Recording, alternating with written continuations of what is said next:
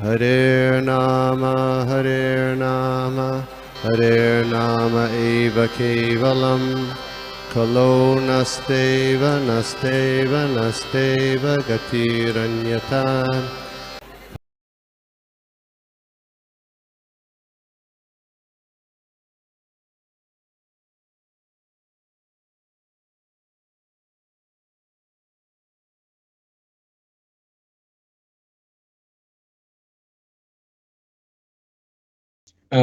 आज हम जो है श्रीमद् भागवतम के दूसरे स्कंद के 10वें अध्याय के 26वें श्लोक के ऊपर हम चर्चा करेंगे। तो शुरू करने से पहले हम जो आश्रय ले लेते हैं, हमारे पूर्वज जितने भी आचार्य हैं और जितने भी अच्छे जो भक्त हैं, उनका आश्रय लेते हुए, वैष्णव का आश्रय लेते हुए हम क्लास शुरू करते हैं। तो ओम नमो भगवते वासुदेवाय, ओम नमो भगवते वासुदेवाय, ओम नमो भगवते वासुदेवाय। नारायणं नमस्कृत्य नरं चैव नरोत्तमं देवीं सरस्वतीं व्यासं ततो जयमुदीरये। नष्टप्रायेषु अभद्रेषु नित्यं भागवत सेवया भगवती उत्तम श्लोके भक्तिर्भवति नैष्ठकी। तो आज का जो श्लोक, जैसे मैंने बताया, दूसरे स्कंद का 10वां अध्याय और 26वां श्लोक। तो श्लोक इस प्रकार से है। निर्भिद्यत् शिशो वै प्रज्ञानादामृत दिनः उपास्था आसित कामानां प्रियं तत् उभायश्रयाम। तो जिसका translation and purport by his divine grace Shri Bhaktivedanta Swami Prabhupada. तो ट्रांसलेशंस पढ़ लेते हैं। Thereupon, for sexual pleasure, begetting offering or offsprings, and tasting heavenly nectar, the Lord developed the genitals, and thus there is the genital organ and its controlling deity, the Prajapati. The object of sexual pleasure and the controlling deity are under the control of the genitals, the Lord. तो इसका जो पर्पट है, वो पर्पट भी बहुत सुंदर है। तो जैसे हम हमेशा रिक्वेस्ट करते हैं सब भक्तगणों से कि आप ये पर्पट जो है पढ़ लीजिए। मतलब तो इससे क्या होता है कि जब हम क्लास के अंदर कोई विशेष बात बताते हैं, तो दूसरे जो मतलब लेक्चर सुनते हैं या दूसरा हमने कोई ग्रंथ पढ़ा है, दूसरे या किसी जो मतलब नॉलेज हमने एक्वायर किया है, गेन किया है, तो वो हम शेयर करते हैं। तो इससे क्या होता है कि एक डिफरेंट पर्सपेक्टिव हमको मिलता है उस पर्टिकुलर पर्पट के ऊपर जो श्रील प्रभुपाद ने हमको इतनी सुंदरता से समझाया है, और वो समझने का, और उसके ऊपर जो बहुत सारे जो वरिष्ठ वैष्णव हैं वो हमको जब समझाते हैं, तो हमारी क्लैरिटी और भी अच्छी हो जाती है। और उस उदाहरण देते हैं जैसे, तो वो उदाहरण के माध्यम से हमको जो हमारी क्लैरिटी और भी मतलब हो जाती है। तो इस वजह से जो हम पर्पट को मतलब उसमें से पॉइंट्स लेते हैं, मगर हम पूरा का पूरा पर्पट नहीं पढ़ते। तो यहाँ पर जैसे कुछ पॉइंट्स हैं जो मैंने हाईलाइट करके रखी हुई, उनको जरा हम पढ़ लेते हैं। तो the heavenly pleasure for the condition soul is sexual pleasure. एक तो बात ये आएगी, no one would have taken the trouble to maintain children if there were no taste of heavenly nectar by means of sexual intercourse. Sexual pleasure is an impetus for such actions, and as such, one can even serve the Lord in the act of such sexual pleasure. The whole idea of material creation is to revive the dormant God consciousness of living entities. In the human form of life, the conditioned soul can render services to the Lord by creating progeny suitable for attainment of salvation. One can beget hundreds of children and enjoy the celestial pleasure of sexual intercourse, provided he is able to train the children in God consciousness. Otherwise, begetting children is on the level of swine. So one should always remember that the genitals, sexual pleasure, the woman, and the offsprings are all related in the service of Lord. And one who forgets this relationship in the service of Supreme Lord becomes subjected to threefold miseries of material existence by the law of nature. perception of sexual pleasure is there even in the body of a dog, but there is no sense of God consciousness. The human form of life is distinct from that of a dog by perception of God consciousness. तो ये जो कुछ points थी जो मैंने कल ये purport पढ़ा था, तो उसके ऊपर मुझे जो मतलब अच्छी लगी और जो जिसके ऊपर मैं ध्यान केंद्रित करके अपने क्लास को जो है शुरू करने का प्रयास करते हैं और इसको समझने का प्रयास करते हैं। तो ओम अज्ञानतिमिरान्धस्य ज्ञानाञ्जनशलाकया चक्षुरुन्मीलितं येन तस्मै श्रीगुरुवे नमः। श्रीचैतन्यमनोभीष्टं स्थापितं येन भूतले स्वयं रूप कदा मह्यं ददाति स्वपदं। वन्देऽहं श्रीगुरुं श्रीयुतपदकमलं श्रीगुरुं वैष्णवांश्च श्रीरूपं साग्रजातं सहगण रघुनाथान्वितं साद्वैतं सावधूतं परिजनसहितं श्रीकृष्ण चैतन्यदेव श्री राधा कृष्ण पादां सहगणा ललिता श्री विशाखा। हे कृष्णा करुणा सिंधु दीनबंधो जगत्पते गोपेश गोपिकाकांत राधाकांत नमोस्तुते। तप्त कांचन गौरांगी राधे वृंदावनेश्वरी वृषभानुसुते देवी प्रणमामि हरि। वाञ्छा कल्पतरुभ्यश्च कृपा सिन्धुभ्यैव च पतितानां पावनेभ्यो वैष्णवेभ्यो नमो नमः। जय श्री कृष्ण चैतन्य प्रभो नित्यानंद श्री अद्वैत गदाधर श्रीवासादि गौर भक्तवृंद। हरे कृष्ण कृष्ण कृष्ण हरे हरे, हरे राम राम राम हरे। हरे कृष्ण कृष्णाय श्रीमते।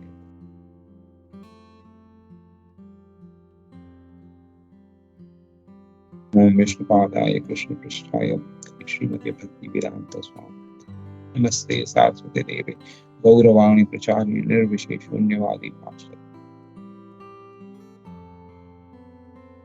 शृण्वन्ति गायन्ति गृह्णन्ति अभीष्टं स्मरन्ति नन्दन्ति तवेहितं तयैव पश्यन्ति न चिरेण तावत् भवप्रवाहो परमं पदाम्बुज। हरे कृष्ण। तो श्लोक का हमने परपट की जो मेन पॉइंट्स थी वो भी पढ़ लिए। तो दरअसल इस विषय के ऊपर मैं जो एक लेक्चर सुन रहा था, ये लेक्चर था शंकरशन दास अधिकारी जी का, मतलब महाराज शंकरशन दास अधिकारी जी हैं।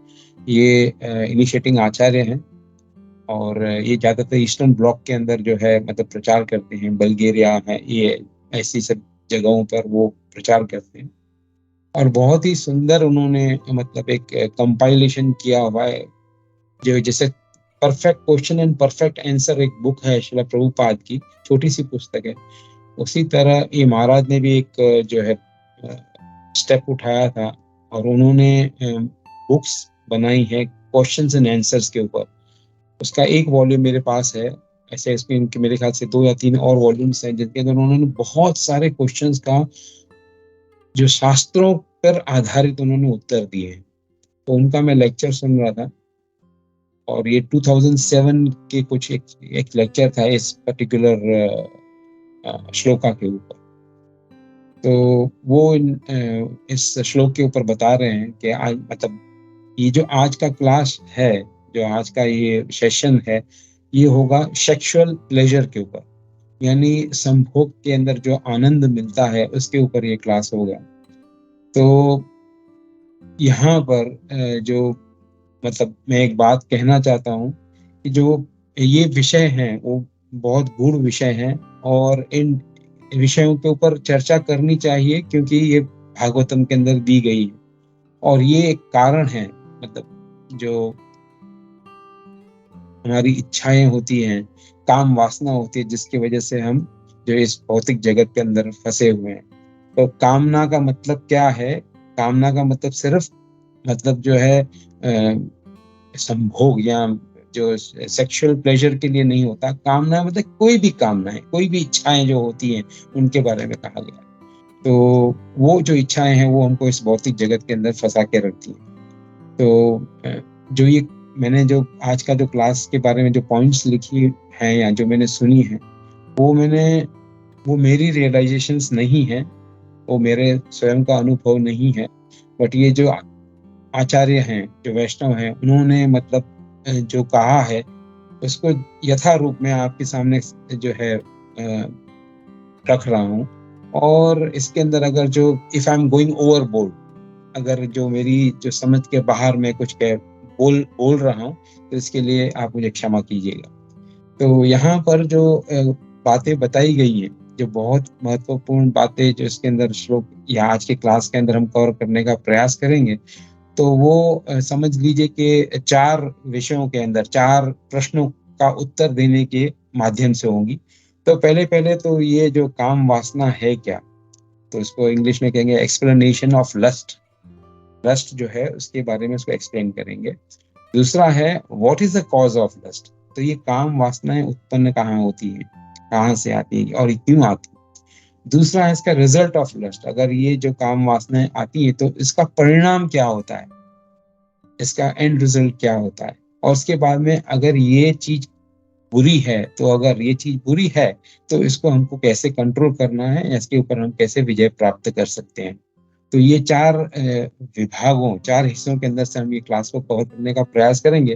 तो शंकर शान दास अधिकारी जी महाराज जो हैं वो बताते हैं कि जो ये विषय है, मतलब ये विषय किसका है? ग्रह मेदी का। ग्रह मेदी को इंग्लिश में कहेंगे materialistic people, the people who are in this material world and we are in the material world। मगर हम प्रयास कर रहे हैं कि एक डिवोटी बनने का, हम स्पिरिचुअल पाथ पे चलने का प्रयास कर रहे हैं। तो जो 100% प्योर भौतिकवादी है, यानी मेटेरियलिस्टिक पीपल हैं, उनको कहा गया है, शास्त्रों के अंदर कहा गया है ग्रह मेदी। तो वह ग्रह मेदी का जो विषय होता है, उनके लिए ये सबसे बड़ा महत्वपूर्ण विषय है, सेक्सुअल प्लेजर, मतलब संभोग का आनंद। इसके बारे में वो हमेशा कहते हैं। मगर जो भक्त रहते हैं, जो भगवान के भक्त रहते हैं, वो इस विषय को रिजेक्ट करते हैं, वो इसको नकारते हैं। उनको इस विषय के अंदर इंटरेस्ट नहीं है, इस विषय के अंदर उनको किसी भी कोई चीज की लालसा नहीं है। तो जो महाराज जी हैं क्लास के अंदर मतलब उल्लेख करते हैं कि यमुना आचार्य है, वो क्या कहते हैं? उन्होंने एक श्लोक कहा है, जिसका श्लोक का ऐसे है, यदावधि मम चेत कृष्ण पदारविंदे नव नव रस धामानुधत्य रंतुम आसत तदावधि बत नारी संगमे स्मरयामने भवती मुख विकार शुस्तु निष्ठिवनम च। वो क्या बताते हैं, इसका अर्थ क्या होता है? Since I have been engage, ये कौन बता रहे हैं? ये यमुनाचार्य बता रहे हैं। Since I have been engage in the transcendental loving service of Krishna, जब से मैं भगवान श्री कृष्ण की जो इतनी अच्छी सेवाओं में लगा हुआ हूँ, तब से मैंने ये अनुभव किया है कि हर समय मुझे कोई ना कोई अच्छा आनंद मिलता है।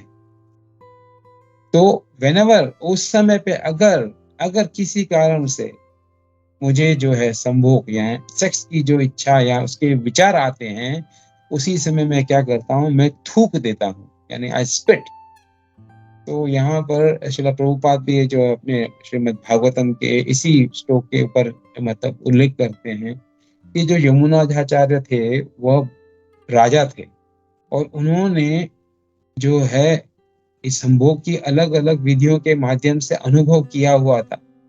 पर जब वो भक्त बने, जब वो एक आचार्य बने, जब वो भक्त बने, तब उन्होंने जब कृष्ण की लीलाओं के बारे में और कृष्ण के बारे में सुना, और कृष्ण के बारे में अलग अलग लीलाओं के बारे में जब उन्होंने चिंतन किया, तो उनको इतना रस, उनको इतना आनंद मिलने लगा। तो वो कहते हैं कि जब उस समय अगर काम वासना का अगर ख्याल भी आता है, अगर उसमें कुछ समय के स्मरण होता है, तो उसी समय मैं थूक देता हूँ, और मेरी जो जीवा है और मेरे जो होंठ हैं, वो मतलब एक तरह से जो मतलब गुस्से में या तो एक तरह से जो तिरस्कार के स्वभाव में आ जाते हैं, वो मुड़ जाते हैं, और मैं इस विचार के ऊपर थूक देता हूँ। तो ये यमुनाचार्य का जो है उल्लेख है। तो शिला प्रभुपाद फिर आगे बताते हैं कि भाई ये जो संभोग है, इसके बारे में ये क्यों एंजॉयबल क्यों है, ये इसको इसमें आनंद क्यों प्राप्त होता है। और उसके बाद में ये बहुत ही जिसको बोलते हैं कि स्वर्ग के अंदर जो बोलते हैं आनंद का अनुभव करवाता है, ऐसा मतलब कहा गया। तो शिला प्रभुपाद क्लियरली इसमें बताते हैं कि जो तात्पर्य के अंदर भी बताया गया है, और जो महाराज है वो महाराज भी इसको उल्लेख करते हैं कि बच्चों को पालना, बच्चों को पहले पैदा करना और उसको पालना, ये सबसे बड़ी में बड़ी एक तपस्या है। तो they say that raising children is an austerity. तो बोलते हैं कि जब माता जब गर्भ धारण करती है, उस समय से लेके उसको कितना ख्याल करना पड़ता है। वो जो है पेट के बल सो नहीं सकती, वो हमेशा सीधा उसको सोना होता है। उसके बाद में जब वो कहीं पर भी चलती है तो उसको चलना, उठना, बैठना, सीढ़ियां चढ़ना, इसके अंदर को कितना जो है ख्याल रखना पड़ता है, कितना सचेत रहती है। वो पूरा ध्यान उसका उसके गर्भ पे आश्रित होता है।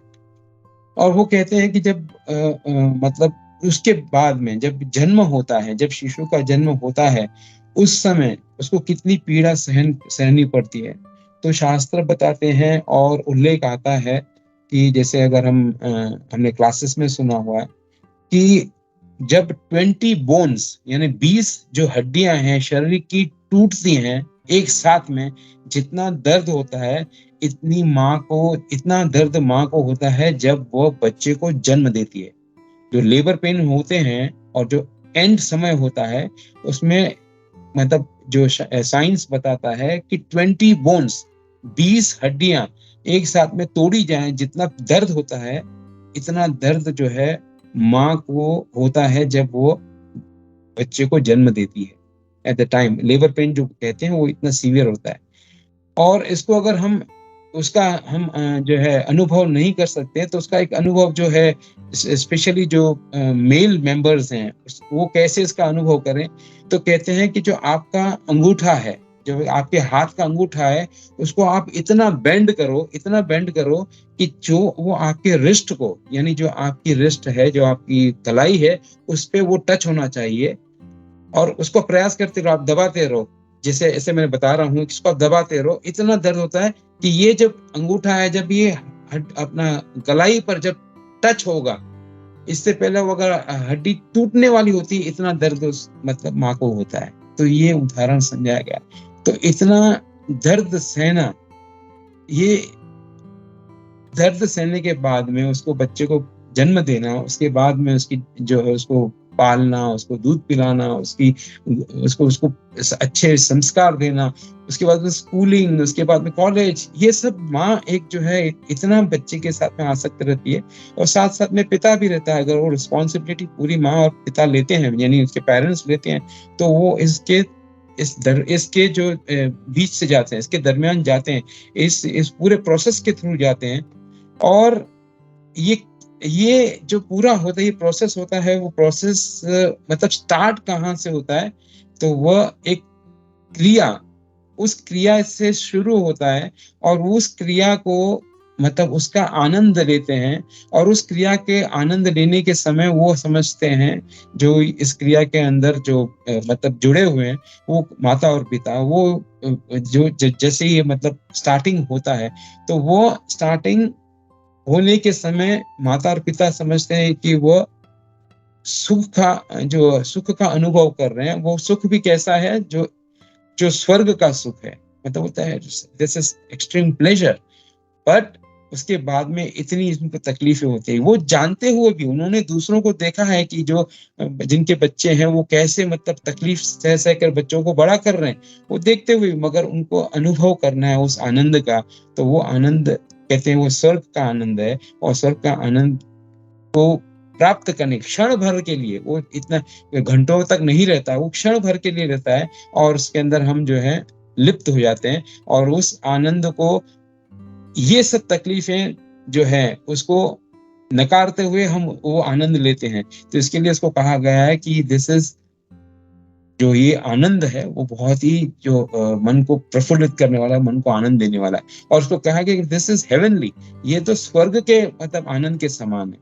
तो ये मतलब महाराज जी बताते थे, महाराज जी बताते हैं कि ये जो है ना, ये एक कितनी मतलब बड़ा सामने देखा हुआ है खड्डा है, उसके बाद भी हम उस गड्ढे के अंदर जाने के लिए तैयार हैं, खाली वो उस आनंद के लिए कि हमको यहाँ इसके अंदर जंप मारना, जो जंप मारने का आनंद है वो हमको प्रोत्साहित करता है कि वहां जाने के लिए। तो मतलब ये जो बात है कितनी दुख वाली बात है। तो इसके लिए यहाँ पर तो क्या ये मतलब वर्थ है, क्या इसका मतलब मूल्य है? इट्स नॉट वर्थ इट कि इतनी सारी तकलीफों के जाने के बाद भी जाने जाने ये जानकर भी ये तकलीफें होंगी, उसके बाद में भी हम उसका अनुभव करते हैं। तो मतलब उसके बाद में महाराज जो है 8वें अध्याय भगवत गीता के 8वें अध्याय के 16वें श्लोक का जो मतलब उसका एक्सप्लेनेशन देते हुए कहते हैं कि ये मतलब जो भगवान की भक्ति के अंदर अगर हम लगेंगे तो वो जो आनंद मिलेगा उसको सही माने में आनंद कहा जाता है। तो कहते हैं कि कैसे कि भक्ति में अगर हम रहेंगे तो भक्ति जब हम करते हैं तो हमको लगता है कि स्वर्ग का आनंद भी कितना है, स्वर्ग का आनंद भी क्षण के लिए है। जब तक हमारे पास पुण्य है तब तक हम जो है स्वर्ग का आनंद अनुभव कर सकते हैं, और जैसे ही स्वर्ग हमारे जो पुण्य खत्म हो गए तो फिर हमको वापस इस धरातल पे आना पड़ता है, फिर इस 84 लाख चक्करों के अंदर 84 लाख योनियों के चक्करों में पड़ना पड़ता है, और जन्म मृत्यु जरा व्याधि के चक्करों से होते होते जब अगर फिर मनुष्य जन्म मिला, फिर हमको भक्तों का संग मिला, फिर हमको जैसे शिला प्रभुपाद के जो इतने सारे ग्रंथ हैं जो उन्होंने ट्रांसलेट किए हुए हैं, जो उन्होंने हमको समझाया है, सरल भाषा में समझाया, उसका अगर हमको जो सौभाग्य मिला तो हम फिर अब इस जो भूलोक से बाहर निकल सकते हैं। तो भगवत गीता के 8वें अध्याय का जो 16वां श्लोक है उसको वो दर्शाते हैं कि आ ब्रह्म भुवनालोक पुनर्आवर्तिनो अर्जुना माम उपेत कौन्तेय पुनर्जन्म न विद्यते। अगर तुम मेरे पास आओगे तो तुमको वापस जन्म लेने की मतलब जो है आवश्यकता नहीं है, आपको फिर इस जन्म मृत्यु के चक्कर में नहीं आना पड़ता। तो इवन जो अगर बच्चों का दूसरा कहते हैं कि अगर मतलब दूसरा आता है कि तो क्या फिर जो हम भक्त गण है वो बच्चे पैदा न करें, तो बोला ऐसा नहीं है। अगर आप 100% गारंटीड हो, जैसे मतलब भक्ति सिद्धांत सरस्वती ठाकुर जी कहते हैं कि मैं 100 बच्चे पैदा करने के लिए तैयार हूँ, बशर्त ये है कि वो सभी के सभी जो है बच्चे जो कृष्ण कॉन्शियस होने चाहिए, वो पूर्ण तरीके से जो कृष्ण भावनामृत होने चाहिए। तो उसके ऊपर महाराज ने एक मतलब बहुत एक अच्छा एग्जाम्पल बताया कि एक उनके शिष्य थे, मतलब महाराज के शिष्य थे, उन्होंने बताया कि भाई महाराज मतलब वो कपल थे, हस्बैंड एंड वाइफ थे, तो उन्होंने कहा कि भाई हमको जो है गर्भ धारण के लिए जाना है, हमको जो है एक मतलब शिशु चाहिए। तो उन्होंने कहा ठीक है, अगर आपको मतलब ये गर्भधारण संस्कार के लिए जाना है तो आपको जो शिला प्रभुपाद ने इंस्ट्रक्शंस दिए हैं, तो इंस्ट्रक्शंस क्या हैं कि पहले तो आपको जो है जब मतलब आपको उस कार्य के लिए जाना है तो उससे पहले आपको 50 राउंड्स हरे कृष्ण महामंत्र के जप करने हैं। उसके बाद में आप ये मतलब संस्कार के लिए जा सकते हो। तो उन्होंने कहा ठीक है। तो जब वो पति पत्नी उन्होंने 50 राउंड्स चैंट करने का जो स्टार्ट किया, तो उसके बाद में उन्होंने मतलब जो कपल थे वो दाम्पत्य उनके पास आए महाराज के पास, उन्होंने कहा महाराज हमको तो इस चैंटिंग के अंदर 50 राउंड्स अगर हम चैंटिंग करते हैं उसके अंदर हमको इतना आनंद मिलता है, हमको इस चीज की मतलब हमको शिशु की आवश्यकता नहीं है, हमको बच्चे की आवश्यकता नहीं है, हम इसी के अंदर रमे हुए हैं, हम इसी के अंदर आनंद प्राप्त करते हैं। तो ये एक तरीका। दूसरा उन्होंने बताया एक ब्रह्मचारी था, उनका शिष्य था। वो ब्रह्मचारी हमेशा ये कहता कि महाराज मुझे जो ये ख्याल हैं, जो मेरे ये विचार मुझे जो है मतलब काम वासना के विचार मुझे बार बार परेशान कर रहे हैं, तो मैं क्या करूं, इसको मैं तो कैसे कंट्रोल करूं या कैसे मतलब इससे मैं छुटकारा पा सकता हूँ। तो महाराज ने उनको बताया कि आपको क्या करना है, आप सिर्फ ये विचार करो, जब भी आपको ऐसे विचार आते हैं तो आपको ये सोचना है कि मुझे जो है, जो एक पब्लिक टॉयलेट होता है, यानी जिससे जिसको बोलते हैं हम सार्वजनिक शौचालय होता है, तो सार्वजनिक शौचालय में जाके आपको उस पूरे सार्वजनिक शौचालय को अपने जीभ से चाटना है, अगर जब भी आपको वो विचार आता है। तो कहने का मतलब जैसे ही वो महाराज ने वो कहा और उस ब्रह्मचारी ने उसके ऊपर जब चिंतन करना शुरू किया, तो उसके जो धीरे धीरे उसके जो विचार थे, जो काम वासना के विचार, उनके ऊपर उसको जो कंट्रोल आना शुरू हो गया। तो कहने का मतलब ये है कि महाराज वंश तक जब वो महाराज दूसरा तीसरा ये एग्जाम्पल दे रहे हैं कि एक बार उन्होंने कहा कि वो जब इनिशिएशन दे रहे थे, तो एक महिला आई वहां पर, और महिला को जब इनिशिएट कर रहे थे, तो उनसे पूछा कि आप मुझे बताओ कि 4 जो नियम क्या हैं, 4 रेगुलेटरी प्रिंसिपल्स क्या हैं। तो हम सब जानते हैं, तो 3 रेगुलेटरी प्रिंसिपल्स उस औरत ने बताए, और जो 4th रेगुलेटरी प्रिंसिपल है विच इज इलिसिट सेक्स, नहीं करना है उनको, तो नो इलिसिट सेक्स। तो उन्होंने जो वहां पर लेडी थी, उन्होंने कहा कि no sex out of marriage, मतलब शादी के बाहर जो है किसी के साथ में सेक्स नहीं करना, किसी के साथ में जो है संबंध नहीं स्थापित करने। तो महाराज ने उसी समय इनिशिएशन को वहां पर रोका और उसके ऊपर क्लास दिया। वो कहते हैं नहीं, ये गलत है, जो आप कह रहे हो आपने इसको पूरा डिफरेंट कर दिया। इलिसिट सेक्स का मतलब क्या है? तो अगर जो मैं अभी स्टेटमेंट पढ़ने जाऊंगा तो ये बहुत बहुत प्रोफाउंड है, और इसको डाइजेस्ट करने के लिए मतलब मैं सोच रहा था इसके ऊपर कैसे, मतलब how can I give it in the class, मगर इसको बताना बहुत जरूरी है, क्योंकि हम में से काफी जो भी यहाँ पर जुड़े हुए हैं वो सब मैरिड हैं, and they are trying for getting Krishna consciousness to the highest level. तो यहाँ पर महाराज बताते हैं कि इसका मतलब ये नहीं है जो sex out of marriage is kind of taboo, वो ऐसा नहीं है। तो क्या है रियल में इलिसिट सेक्स का मतलब क्या है? तो महाराज ने बताया कि इलिसिट सेक्स का जो मतलब रियल माने में एनी सेक्स विदाउट फॉलोइंग। अभी वो फॉलोइंग क्या है तो वो बता रहे हैं कि मतलब आपको, जैसे मैंने बताया कि 50 राउंड्स आपको चैंट करना है, उसके बाद में आपको सेक्स करना है, मतलब महाराज बताते हैं। तो वो और this is what Shila Prabhupada also said. And आपको गर्भधारण संस्कार है, वो अगर आप प्रोजेनी के लिए जा रहे हैं, आप बच्चे के लिए जा रहे हैं जिसको आप कृष्णा कॉन्शियस बनाओगे, ये आपको प्रण लेना है, तो इसके लिए आपको ये जो नियम है इसको फॉलो करना है। And it of course it has to be within the marriage wedlock, जिसको बोलते हैं कि मैरिज के अंदर ही इसको करना है आपको। तो ये जो बोलते हैं कि भाई ये इसके सिवाय if you are having anything out of this, मतलब ये न करते हो आप करते हो, तो वो इलिसिट सेक्स है। तो बोलते कि भाई ये कैसे? तो बोलते हैं आप सबसे बड़ा नाम अपराध करते हो अगर आप ऐसे करते हो। तो महाराज ने जब ये स्टेटमेंट्स में लेक्चर में बताई तो मैंने वो ध्यान से सुना। तो महाराज कहते हैं कि आप नाम अपराध करते हो। नाम अपराध कैसे होता है? तो 10वां अपराध, जो 10 ऑफेंसेस टुवर्ड्स होली नेम, तो 10वां नाम अपराध में क्या है? To not have complete faith in the chanting of the holy name and to maintain material attachments even after understanding so many instructions on this matter.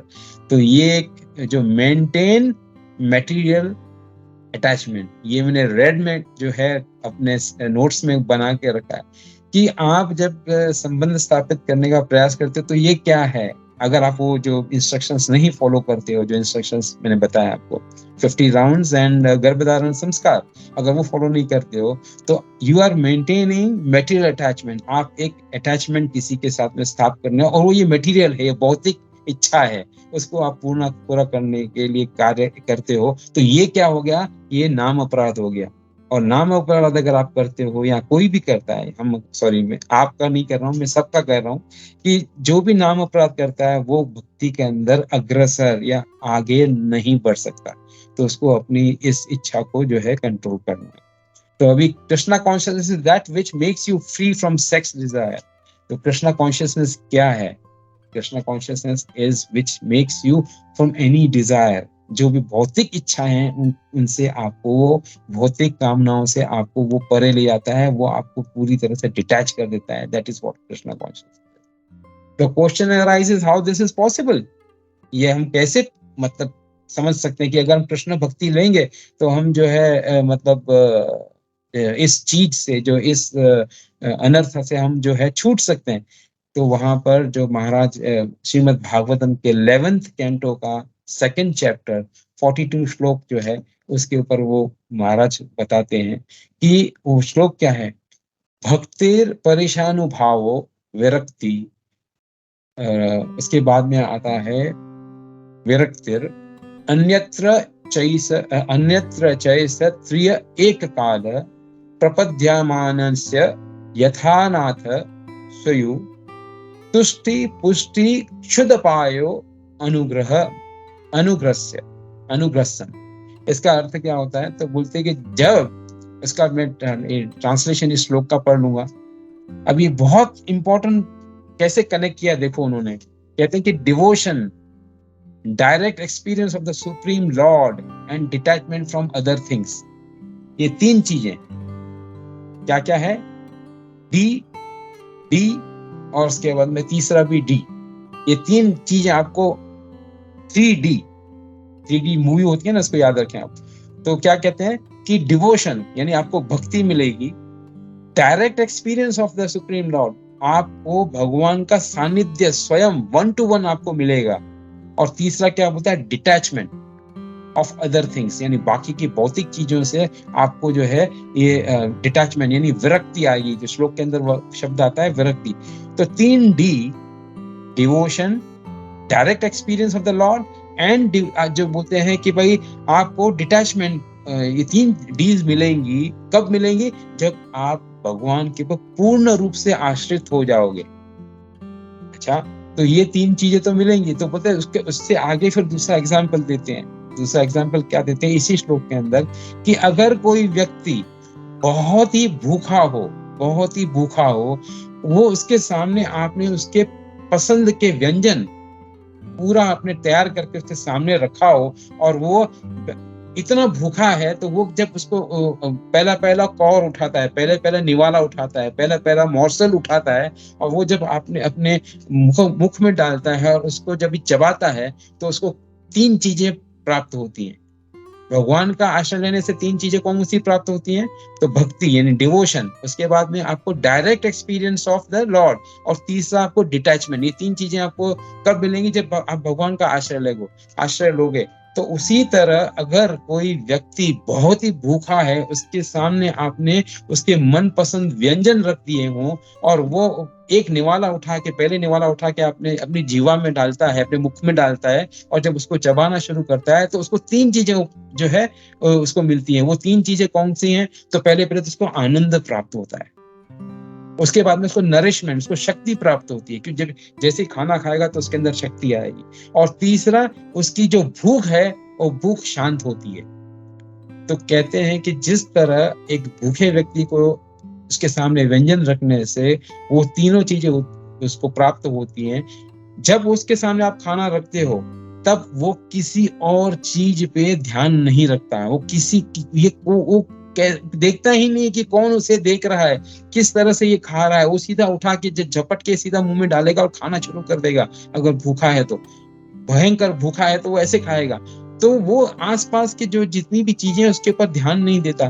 ठीक उसी तरह हमको भी जब भक्ति करनी है, जब भी हमको भगवान का आश्रय लेना है, तो उसी तरह लेना है कि हमको आसपास की चीजों से जो है विरक्ति होनी चाहिए, कि हम जो भगवान के 3 चीजों का आस्वादन कर सके, भगवान की भक्ति, भगवान से जो है डायरेक्ट एक्सपीरियंस, एंड भगवान के सामने होते हुए हम बाकी की जो चीजें हैं उनसे डिटैचमेंट, यानी भौतिक चीजों से डिटैचमेंट। तो ये मतलब जो है महाराज इस श्लोक के माध्यम से उन्होंने बताया। तो अब यहाँ पर आता है कि भाई ये लस्ट जो चीज है, एक्सप्लेनेशन ऑफ लस्ट क्या है, यानी जो हमको काम वासना होती है। तो श्रीमद् भगवद गीता के अंदर 30 अध्याय के अंदर 37 श्लोक के अंदर कृष्णा एक्सप्लेन दैट जो ये लस्ट है, काम वासना है, ये कहाँ से होती है, ये उस चीज से उत्पन्न होती है जिससे हम कांटेक्ट में रहते हैं। मैटेरियल भौतिक चीजों के साथ में जब हम संपर्क में रहते हैं तो हमारे अंदर काम वासनाएं उत्पन्न होती हैं। तो ये काम वासनाएं सभी प्रकार की, कोई भी चीज वस्तु से भी अगर आपने अटैचमेंट कर दी, एक सोफा से आपने अटैचमेंट कर दी, तो आपकी वहां उसके साथ में जो है एक आपके अंदर उसका काम वासना उत्पन्न हो जाती है। फॉर एग्जाम्पल, आपने एक सोफा लिया है, नया नया सोफा, तो आप बोलोगे उसके साथ में, हालांकि वो सोफा आपके साथ में इंटरेक्ट नहीं कर रहा है, आपसे जो है वो बातचीत नहीं कर रहा है आपके साथ में वो, मगर आपने उस चीज को ली है, फिर आपको ख्याल रखोगे नया सोफा है, खराब नहीं हो जाए, इसके ऊपर मैं कपड़ा डालू, इसके ऊपर ये करूँ, तो आपकी अटैचमेंट उसके साथ में होती है। तो कहते हैं कि भौतिक वस्तुओं के साथ में जब आपकी अटैचमेंट हो जाती है तो ये एक तरह की काम को उत्पन्न करने लिए, काम का मतलब मैंने जैसे बताया काम वासनाएं, अलग अलग प्रकार की काम वासनाएं होती है, तो ये वहां पर बताते हैं। तो शिला प्रभुपाद उसी श्लोक के तात्पर्य में बताते हैं कि जो काम वासना क्या है, अगर किसी चीज को हमने भगवान के लिए, भगवान के आनंद के लिए अगर किस चीज को हमने जो है प्रयोग किया या उसका हमने उसको इस्तेमाल किया, तो वो चीज हमको प्रेम देती है। मगर वही चीज जब हम अपने स्वार्थ के लिए, अपनी इंद्रियों को तृप्त करने के लिए देते हैं, तो वो हमारे लिए काम वासना उत्पन्न करती है। तो जैसे चैतन्य चरितामृत के अंदर भी हम कहते हैं कि भाई कि भगवान की इंद्रियों के लिए अगर आप कार्य करोगे तो उससे क्या होगा, उससे प्रेम उत्पन्न होगा, और स्वयं की इंद्रियों को तृप्त करने का प्रयास करोगे तो वो काम वासना उत्पन्न करती है। तो जैसे मतलब उसके बाद में दूसरा बताते हैं कि जैसे गरुड़ जी हैं, गरुड़ जी के दुश्मन कौन है, सांप है। तो वो सांप को देखेंगे तो गरुड़ जी उनको सांप को समाप्त कर देंगे। उसके बाद में जो दूसरा इम्पर्सनलिस्ट, जो मतलब इम्पर्सनलिस्ट हैं, जो भगवान के जो रूप को नहीं मानते, वो दुश्मन किसके हैं, वो एनिमी किसके हैं, तो वह जो भक्तगण हैं, जो मतलब भक्ति के अंदर जाना चाहते हैं, वो उन भक्ति के अंदर करने के लिए अगर कोई जाता है तो वो इम्पर्सनलिज्म जो है, यानी निराकार जो स्वरूप को, भगवान का आकार नहीं मानते, वो उनके दुश्मन है। तीसरा बताया कि जो ये इच्छा है, जो लस्ट है, जो काम वासनाएं हैं, वो हमारी जो आत्मा है उसका सबसे बड़ा एनिमी है। तो ये यहाँ पर बताया। अच्छा, lust is the root cause of other vices. जो काम वासना है वो दूसरे बाकी जो अनर्थ हैं, अनर्थस कितने हैं तो हमने देखा है, काम, क्रोध, लोभ, मोह, मद और मात्सर्य। तो इसके अंदर जो लस्ट है, जो काम है, वो सभी बाकी जो वासनाएं हैं उनका सबसे मेन कारण वो है। यानी 5 जो बाकी के कार्य हैं, 5 वासनाएं जो हैं, उसका मेन जो रूट कॉज, जो उसका मूल कारण जो है वो है काम वासना। तो नाउ अभी ये काम वासना उत्पन्न कैसे होती है? तो काम वासनाएं उत्पन्न होती हैं जब जीवात्मा, यानी अगर हम सोचते हैं कि हमको आनंद लेना है, हमको जो आनंदित होना है, भगवान को छोड़कर हमको इसका आनंद उत्पन्न करना, आनंद प्राप्त करना है, तो वहीं से जो है काम वासना उत्पन्न होती है। तो उसका उदाहरण देते हुए मतलब जो वैष्णव गण बताते हैं अपने लेक्चर्स के अंदर कि रावण का एग्जाम्पल देते हैं। रावण का एग्जाम्पल देते हुए क्या समझाते हैं कि जितने भी मतलब अयोध्या वासी थे, उनका उद्देश्य क्या था? उनका उद्देश्य था कि राम और सीता और राम, इनको हम आनंद प्रदान करें, इनको जो है हम पूरी सुख सुविधाएं प्रदान करें, उनके लिए हम सब सेवाएं करें। किसके लिए? सीता और राम के लिए, यानी दोनों के लिए हम साथ में, सीता और राम को हम साथ में रखें और उनकी हम आराधना करें, उनकी सेवा करें। यही कार्य जो लक्ष्मण जी का भी था, यही कार्य जो कार्य भरत जी का भी था, यही कार्य जो था हनुमान जी का भी था। तो ये सब भक्तगण क्या करते हैं? भगवान को आनंद प्रदान करने के लिए अपना सब कार्य इसमें लगा देते हैं। उसी के विपरीत जो कौन था? वो रावण था। रावण पहले तो सीता को भोगना चाहता था, इसलिए उसने सीता को राम से अलग कर दिया, भगवान से अलग कर दिया, यानी भगवान को भोगने के लिए नहीं रखा है, उसने अपनी इंद्रियों को भोगने के लिए सीता जी को अपहरण किया। उसके बाद में उसके अंदर जैसे ही वो उसके दिमाग के अंदर आता है, तो वैसे ही वो हर बार उसको सोचता रहता है और वो हमेशा जो है सीता को जो है एंजॉय करने का जो है प्रयास करता है। तो ठीक उसी तरह हम भी हैं। तो जो रावण के 10 मस्तिष्क थे, रावण के 10 सिर थे, दशानन था, तो भगवान राम जी उसका एक एक सिर काटते हैं, मगर फिर वो सर ऊपर आ जाता है, दूसरा सर खड़ा हो जाता है। तो वैसे ही है हमारे अंदर, हम कितना भी प्रयास करते हैं तो हमारी काम वासनाएं उत्पन्न होकर हमारे सामने आ जाती है। हम उसके पीछे लालायित होकर उसके पीछे भागते हैं। क्यों भागते हैं? क्योंकि वो हम अपनी इंद्रिय को तृप्त करने के लिए प्रयास करते हैं। वही अगर कार्य हम भगवान के इंद्रियों को तृप्त करने के लिए, उनके लिए हम वो कार्य करेंगे, तो वो वहां पर उसका मतलब जो है रोक लग जाएगी। तो ये कहाँ से उत्पन्न होता है? जब हमको जो है भोग करना है, तो ये एक कारण है इसका। दूसरा कहते हैं कि भाई जैसे शरीर के जितने भी अंग हैं, वैसे ही जो गुप्तांग हैं वो भी शरीर के अंग हैं। वो अपने हिसाब से काम नहीं करते। जैसे हाथ अपने हिसाब से काम नहीं करता, आंखें अपने हिसाब से काम नहीं करता। आंखें कब काम करती हैं? जब उसको मन, जो हमारा माइंड है, वो उसको इंस्ट्रक्शन देता है।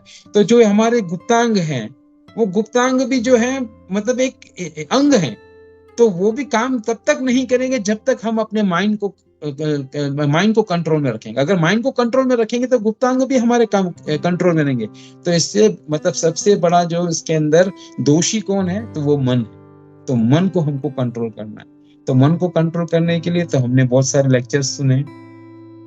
तो यहाँ पर फिर दूसरा आता है कि ये मतलब कारण क्या है जो हमारे अंदर काम वासनाएं उत्पन्न होती है? तो इसका कारण है हमारे संस्कार।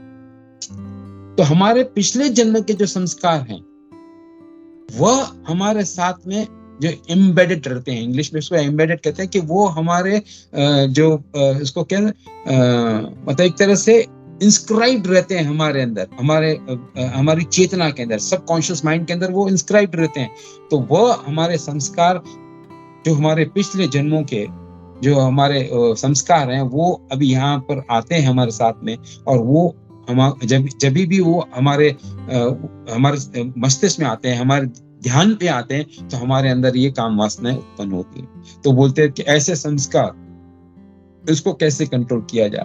तो ऐसे संस्कार, और ये हम उदाहरण देखते हैं अजामिल का।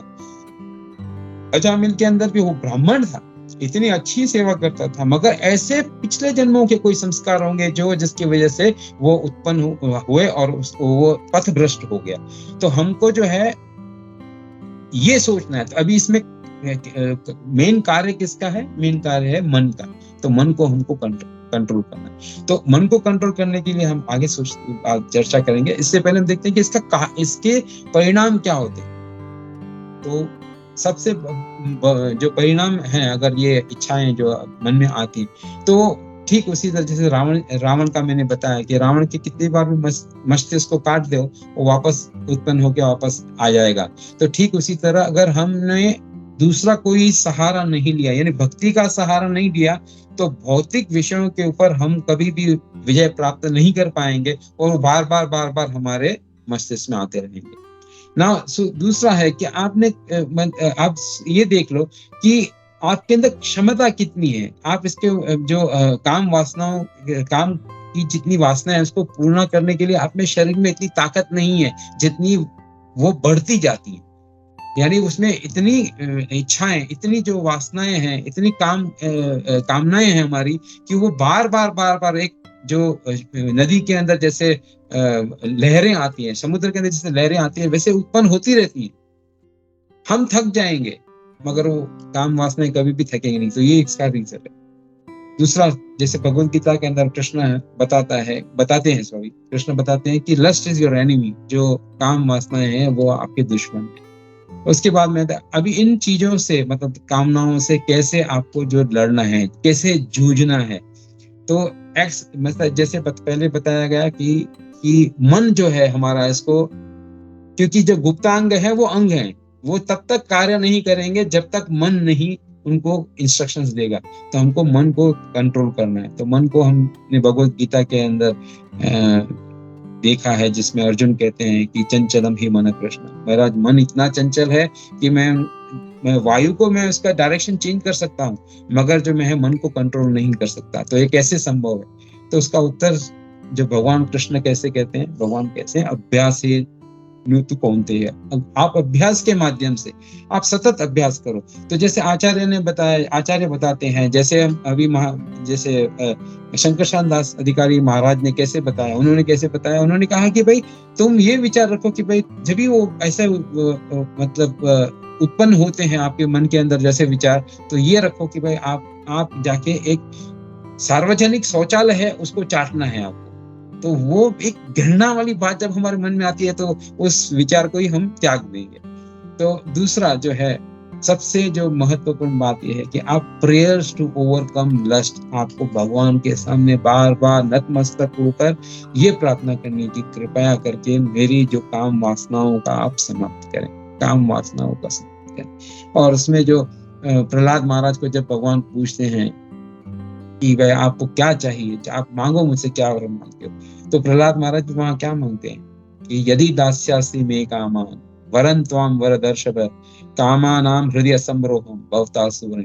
वो क्या कहते हैं कि जितनी भी मेरी काम वासनाएं हैं वो काम वासनाओं को आप समाप्त कर दो। आप, मैं सिर्फ यही वरदान मांगता हूँ कि यदि दास्यासि मे कामान वरन त्वाम वरदर्शभ, आप वर्ण जो मुझे वचन देने में आप समर्थ हैं, तो आप ये वचन मुझे दीजिए कि मेरे हृदय के अंदर जितनी भी काम वासनाएं हैं वो पूर्ण रूप से समाप्त हो जाए और मैं केवल आपकी भक्ति करूं। तो ये हमको बार बार प्रार्थना करनी चाहिए। तो ऐसे 15 मतलब विषय हैं, 15 टॉपिक्स हैं, 15 वेज हैं कि आप कैसे कर सकते हो। दूसरा, अभी तीसरा मैं बता रहा हूँ, don't suppress but direct your senses. आपकी जो भी इंद्रियां हैं उनको क्या करें, तो आप उनको दबाने का प्रयास न करें, आप उसको दबाने का प्रयास करें, उसका बार बार उसको जो है कंट्रोल करने का प्रयास करेंगे, वो नहीं हो सकता। आपको उसको डाइवर्ट करना है, आपको डाउट होल्ड करना है, डाउट टेल करना है। तो डाउट टेल कैसे करना है, तो हमको जब भी ऐसे विचार आते हैं तो हमको क्या करना है, वन मस्ट, तो उस समय पर हमको क्या करना है, you need to direct senses to higher taste towards the devotion of Lord Krishna. भगवान की तरफ हमको जो है भगवान की लीलाओं के बारे में जो विचार करना है। तो जहां पर ये हमेशा श्रील प्रभुपाद उदाहरण देते हैं कि उदाहरण क्या देते हैं, उदाहरण ये देते हैं कि अगर बच्चा है, बच्चा चाकू, छोटा सा बच्चा है, वो अगर किसी चाकू से खेल रहा है और जिद कर रहा है चाकू पकड़ के उससे खेलने के लिए, तो हम उस बच्चे का ध्यान कैसे दूसरी ओर केंद्रित कर देते हैं, हम उसके सामने जो है एक खिलौना रख देंगे, वो खिलौने से के तरफ आकर्षित हो जाएगा तो हम चाकू वहां से उठा लेंगे। तो ठीक उसी तरह जो हमारा मन है उसको भी हम किसी और चीज में लगा के रखेंगे तो हमारा मन उस तरफ केंद्रित हो जाएगा और हम यहाँ से छूट सकते। डिफिकल्ट है बट इम्पॉसिबल नहीं है। उसके बाद में आता है keep all your senses engage in the service of Krishna. आपकी जितनी भी इंद्रियां हैं उसको पूर्ण रूप से आप भगवान के कार्य में लगा के रखो, भगवान के भजन सुनो, भगवान के बारे में जो लेक्चर्स हमारे इतने सारे आचार्यों ने दिया है वो उनको सुनो, भगवान के कृष्णा बुक पढ़ो और भगवान के भक्तों के संग में रहो। चैंट, ये 5वां है, chant every day with full attention and take prasadam. मतलब सबसे बड़ी बात है आप चैंटिंग करो बहुत ध्यान पूर्वक, और क्या करना है, आपको प्रसादम ही लेना। तो जैसा अन्न होगा वैसा आपका मन होगा, वैसा आपका तन होगा, वैसा आपका धन होगा। तो जय प्रसादम, जैसे आपने प्रसादम खाया तो आपके अंदर वो चेंजेस आना शुरू हो गए। तो उसके बाद 6, whenever sexual thought comes to your mind, replace it with the pastime of Lord Krishna। ये तो बहुत सुंदर है कि जब भी आपके मन के अंदर ऐसी उत्तेजित भावना आती है तब उस समय आपको क्या करना है, भगवान श्री कृष्ण की कोई भी एक लीला उसको उसका स्मरण करें, और हो सकता है तो उसका जो विवरण भागवतम या कृष्णा बुक से बैठ के उनको पूरा विवरण पढ़ें तो आप एकदम जो है शांत हो जाओगे। तो ये दूसरा बताया। Always remember the skin deep beauty. ये हमने तो सुना है कि स्किन डीप ब्यूटी क्या है, तो सबको पता है, हमने उसके ऊपर स्किट्स भी किए हुए हैं, प्रोग्राम्स भी हुए हैं, हमने इतने सारे उसको ये लीला को हमने समझा है। उसके बाद take inspiration from the history. आपको इंस्पिरेशन, आपको जो है कहाँ से जो है एक मोटिवेशन मिलेगा। वो मोटिवेशन आपको कहाँ से मिला? कहते हैं शास्त्रों के अंदर पढ़ेंगे, हिस्ट्री के अंदर पढ़ेंगे, तो जैसे हमारे ग्रंथों के अंदर पढ़ेंगे, लक्ष्मण जी से आप सीख सकते हैं, हनुमान जी से आप सीख सकते हैं, भीष्म पितामह से आप सीख सकते हैं। मतलब इतने सारे ब्रह्मचारीज हैं, उनके माध्यम से हम सीख सकते हैं कि हम जो काम वासना को कैसे हमको कंट्रोल करना। फिर नवा है, everything is possible for those who chant the Holi names with sincerity and patience. Chanting क्लींस the heart. हमारे हृदय को और हमारे मन को पूर्ण रूप से चैंटिंग, जो हमारे हरे कृष्ण महामंत्र है, हरे कृष्ण कृष्ण कृष्ण हरे हरे, हरे राम राम राम हरे हरे, तो ये जब आप बार बार करते रहोगे पूर्ण श्रद्धा पूर्वक और पूरे ध्यान से, तो चेतो दर्पण, आपके जो चेतना है, जो आपका कॉन्शियसनेस है, वो भी क्लीन हो जाएगा। उसी तरह क्लीन हो जाएगा जैसे हम दर्पण के ऊपर लगी हुई धूल को हम अपने किसी स्वच्छ कपड़े से साफ कर देते हैं, उसी तरह ये जो हरे कृष्ण महामंत्र है आपके हृदय के अंदर जितने भी कल्मश हैं उनको पूर्ण रूप से समाप्त कर देगा और साफ कर देगा। तो unless one is fully Krishna conscious, this lustful desire can not be checked. तो यहाँ पर क्लियरली बताया गया है, जब तक आप पूर्ण रूप से कृष्ण भावना भावित नहीं होते, तब तक काम वासनाओं के ऊपर विजय पाना पॉसिबल नहीं है। तो ये काम वासना है, इसके लिए हमको कृष्णा कॉन्शियस होने के लिए हमको ये तपस्या करनी पड़ेगी। The real thing is to become totally disgusted, यानी जो इसका जो मतलब एक कामुक जब उत्तेजना होती है तो उससे पूर्ण रूप से एकदम मतलब घृणा आनी चाहिए, ऐसे हो सकता है, ऐसे करना चाहिए। But until we reach that stage, जब तक हम उस स्तर पर पहुंचे तब तक हमको अपने मन को कंट्रोल, अपने इंटेलिजेंस के माध्यम से, अपनी बुद्धि के माध्यम से हमको उसको कंट्रोल करना है। Therefore, the intelligence should be applied to consider the following points. हमको जो अभी अपना जो बुद्धि है उसको किस कार्य में, तो पहले हमको इसे सोचना है कि जो किसी भी स्त्री या पुरुष की सुंदरता क्षणभंगुर है। तो ब्यूटी जो वाला था वो अगर हम मतलब बार बार याद रखें कि भाई अगर शरीर है तो शरीर के अंदर क्या है, मल मूत्र, उसके बाद में स्खम है, उसके बाद में ब्लड है, उसके बाद में all rubbish things are there inside हमारे शरीर के अंदर। तो जब हम वो चीज याद रखेंगे तो स्त्री ये पुरुष के प्रति आकर्षित नहीं होगी, एक पुरुष है स्त्री के प्रति आकर्षित नहीं होगा, जब हम इस बात को याद रखेंगे। और ये भी याद रखना है कि ये जो सुंदरता है, जो भी शरीर की सुंदरता है, ये बाहरी सुंदरता है, अंदर तो सब कचरा है, मल मूत्र से बना हुआ ये शरीर है। तो बाहर की जो सुंदरता है वो भी क्षणभंगुर है, थोड़े समय की बात। एक 18 या 20 साल की लड़की हो, उसको अगर हम देखते हैं, उसके बाद में हम ये सोचेंगे कि 50 साल के बाद में ये कैसे लगेगी। तो आजकल तो इतने सारे जो हैं आ गए हैं, मतलब जो गैजेट्स आ गए हैं जिसके अंदर आप देख सकते हो कि भाई ये आदमी 50 साल के बाद में कैसा लगेगा। तो अगर हम उसका चित्र है उसमें ऐप में डाल के देखेंगे 50 इयर्स के बाद में कैसे लगेगा, तो उसी समय हमको उसके साथ में घृणा आना शुरू हो जाएगी। तो ये जो है ये हमको देखना है। The most important reason for refraining from illicit sex is that अगर हम मतलब जो हमारी काम वासना है, इससे हमको कैसे छुटकारा मिल सकता है और कैसे हम इससे दूर हो सकते हैं, तो हमको ये याद रखना है, ना ये हमारे गुरु को, ना ये भगवान श्री कृष्ण को पसंद है, क्योंकि वो चाहते हैं कि हम ये भौतिक चीजों को छोड़कर हम आध्यात्मिक जगत में जाएं। तो जो चीज हमारे गुरु को पसंद नहीं है, जो चीज कृष्ण को पसंद नहीं है, तो वो हम क्यों करें? तो ये एक बड़ा प्रश्न है।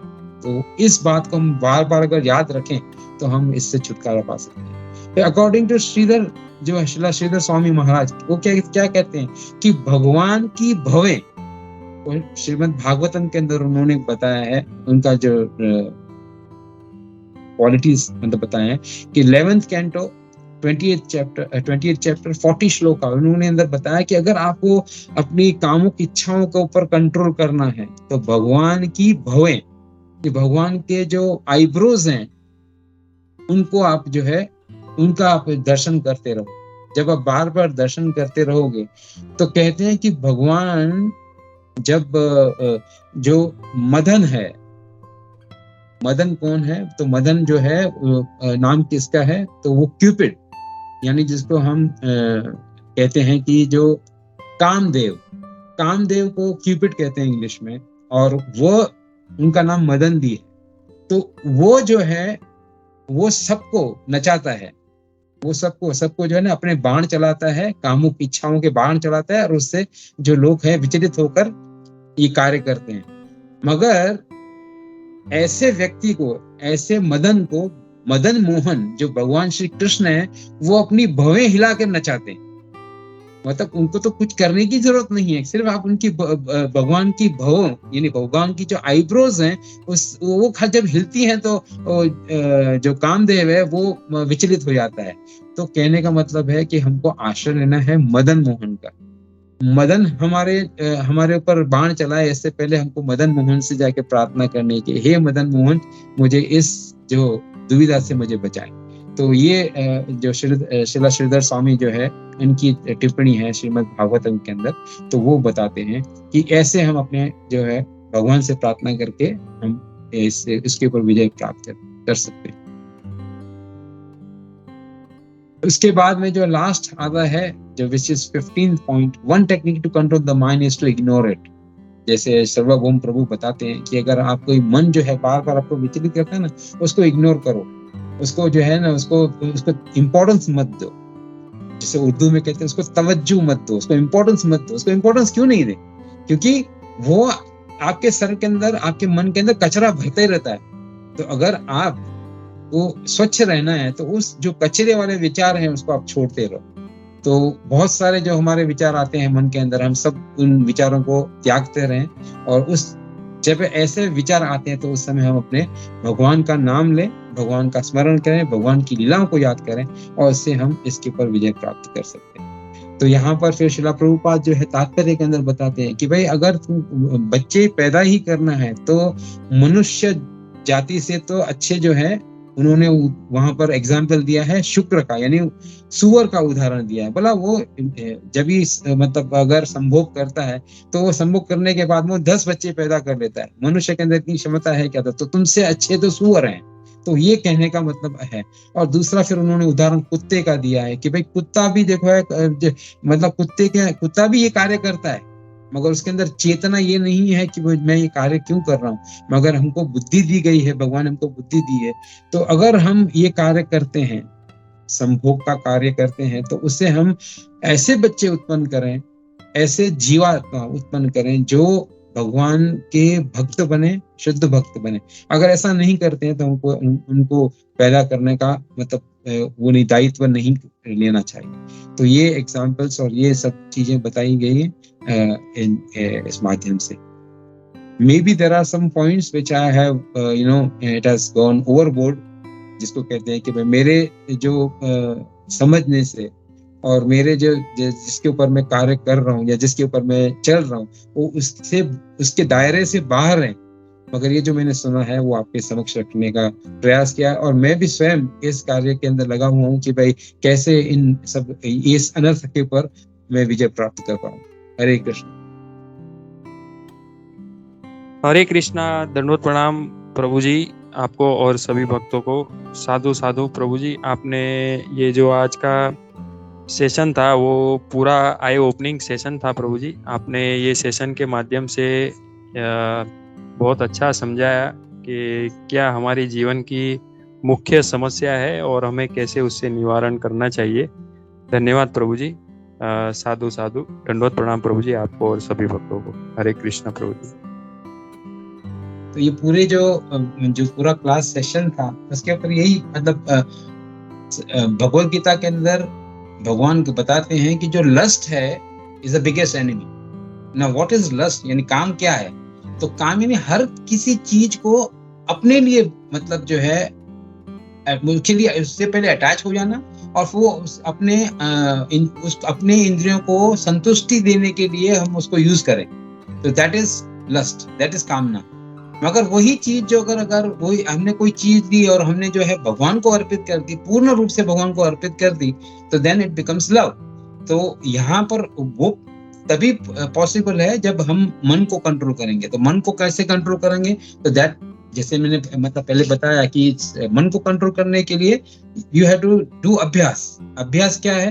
तो जैसे हमको ABCD है, पहले जो है you have to have association of the devotees, then you have to read the books, then you have to do the chanting, then you have to have the Vaishnava diet लेना है आपको, उसके बाद में एकादशी का जो है व्रत पालन करना है. तो ऐसे there are so many things which are prescribed. It's not that difficult, but the thing is that are you doing this 100%? All the devotees, all the practicing devotees वो कर रहे हैं, but are they doing it to the 100%? 100% नहीं हो रहा है. तो 100% होने के लिए जैसे शंकर दास अधिकारी महाराज जी ने कैसे बताया कि भाई तुम जो है पूर्ण रूप से, जब आप हमको इतना, एक लेक्चर सुन रहा था उसके अंदर बताया कि आप मतलब किसी ने कहा कि भाई ये तो है ना, ये पागल हो गया है. तो अगर सपोज कोई मुझे, यानी ये लेक्चर सुनने से पहले अगर कोई मुझे पागल कहता तो I would have blasted him of. उसको मैं मतलब बहुत गुस्से हो जाता. मगर पागल का जब वो लेक्चर के अंदर मतलब बताया तो मुझे इतना अच्छा लगा. तो मैं तो बोल रहा हूँ कि मैं पागल हूँ, तो वो इसका मतलब क्या हो गया? जो मतलब पागल जिसको कहते हैं, तो जो इतने सारे हमारे मतलब क्या बोलते हैं कि शुद्ध भक्त हैं, तो वो तो भक्त हैं, मगर अगर उसको इस वर्ड के साथ में कनेक्ट कर दें तो जो भगवान को जिन्होंने पा लिया है और उनकी जो भी उनकी स्वयं का जो अस्तित्व रहा ही नहीं है, मतलब वो गल गया है. जिन्होंने भगवान को पा लिया है और जिनकी उनकी इच्छाएं और उनकी जो स्वयं की जो भी धारणाएं हैं वो गल गई हैं, मतलब दे हैव टोटली मेल्टेड, खत्म हो गए हैं. क्यों? क्योंकि उन्होंने भगवान को पा लिया है. तो that is real meaning of पागल. जो पागल हैं, मतलब हमको ऐसा बनना है, ऐसा पागल बनना है कि 100% we have to be devoted to Lord Krishna so that we start melting. मतलब हमारा अस्तित्व ही नहीं रहे. तो this is what we are what we are trying to achieve. We are on the path of it. Hare Krishna.